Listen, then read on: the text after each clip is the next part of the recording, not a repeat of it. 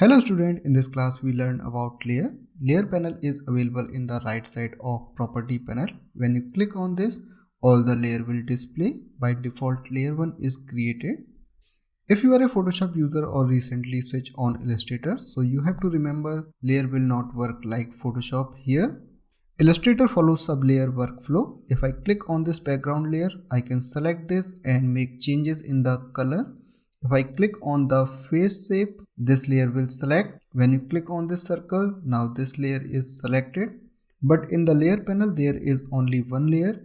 If you want to expand the sub-layer, click on this small arrow. All the layer will expand and these I button for visibility. When you click on this, layer will hide like this.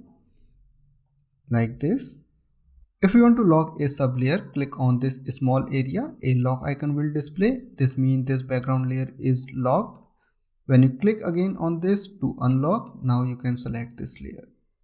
When you select a object on the artboard, this light blink. It means this layer is selected. When you click on the face shape, this light will blink here. If you want to select a shape by using layer panel, click on this circle. If you want to select this green circle, click on this. Now this shape is selected. If you want to select these light rays, click on the circle. Now these light rays is selected. If you want to rename this, double click on this and rename like this. By default, only one layer is created. If you want to create more layer, click on this icon. Layer 2 is created. In case if you want to select this background layer and move into layer 2, click and hold and then drag and drop on the layer 2. Background layer move into layer 2 and in the layer order, layer 2 on the top, so all these layer will not show.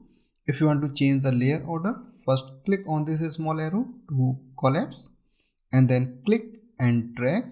This line indicate the change layer order. When you release your mouse, layer order will change.